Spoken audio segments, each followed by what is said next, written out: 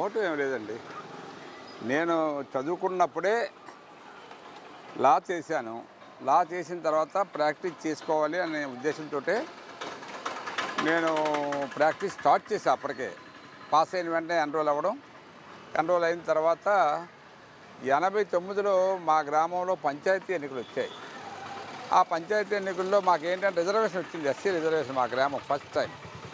So అప్పుడు SC కుర్రవాళ్ళు నలుగురు పోటీ పడుతుంటే ఒక కుర్రవాడు నా దగ్గరకు వచ్చి, మీరు నాకు సపోర్ట్ చేయండి సార్, నాకు మీరుంటే డెఫినెట్గా గెలుస్తానని అనగానే, అరే మేము రాజకీయాలు ఎందుకురా, నేను ప్రాక్టీస్ చేసుకొని అనవసరంగా నన్ను ఎందులో లాక్కండి, ప్రాక్టీస్ చేసుకోవాలంటే నేను మళ్ళీ రోజు ఏదో టైంలో వచ్చేసి తినేస్తున్నాడు ఆ క్యాండిడేట్.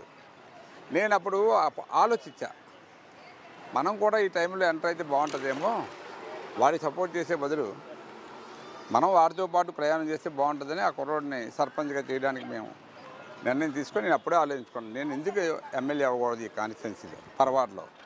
పరవాడలో ఎక్కువ శాతం వెలమలకే అవకాశం వస్తుంది కాబట్టి ఎప్పటికైనా కష్టపడి పనిచేస్తే నాకు అవకాశం వస్తుంది ధైర్యంతో ఆ విధంగా రాజకీయాలు ఎంటర్ అయ్యి, అప్పుడు రిజర్వేషన్ కాబట్టి unanimous ward member, unanimous vice president.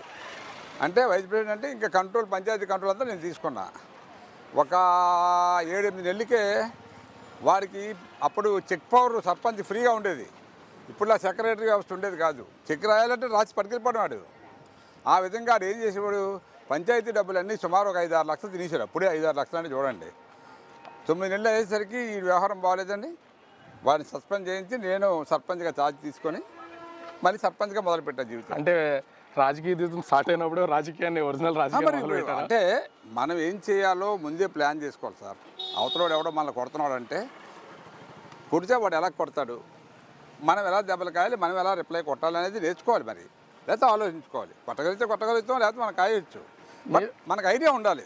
రాజకీయాల్లోకి వచ్చిన మీకు వైఎస్ రాజశేఖర రెడ్డి ప్రధానమైన అనుచరుడు, రాజశేఖర రెడ్డి మనిషి అనే ఒక ముద్ర ఉంది స్టార్టింగ్లోనే. మీకు ఎందుకు ఆ ముద్ర పడిపోయింది? రాజకీయాల్లో ఆయన ప్రభావం మీ మీద ఉందా? కొనతాల రామకృష్ణ గారు మాకు అప్పుడే 89లోనే ఎంపీగా పోటీ చేస్తూ రాజశేఖర రెడ్డి గారు అనుంగు మిత్రుడిగా, నన్ను అడిగితే ఒక విధంగా కొలీగ్గా ఆయన పార్లమెంట్లో అడుగుపెట్టి బాగా సన్నిహితంగా వీళ్ళ ఫ్యామిలీ వాళ్ళ ఫ్యామిలీ ఎక్కడికి కావాలంటే అక్కడికి టూర్లకు వెళ్ళడం, పండగలకి పబ్బాలకి కలుసుకోవడం చేస్తుంటే అతనికి అంత ఇంపార్టెంట్ ఇచ్చినప్పుడు అతనికి మేము అంత ఇంపార్టెన్స్ ఇచ్చాను నేను రామకృష్ణ గారికి. ఇంకా చావోరేవో రాజకీయాలు చేస్తే అతనితోటే చేయాలనే ఉద్దేశంతో నిర్ణయం తీసుకొని రామకృష్ణ గారిని ఫాలో అవ్వడం మొదలుపెట్టాను. 1999లో జరిగిన ఉప ఎన్నికల్లో గండిబాబ్జీ గన్నదీసి బెదిరి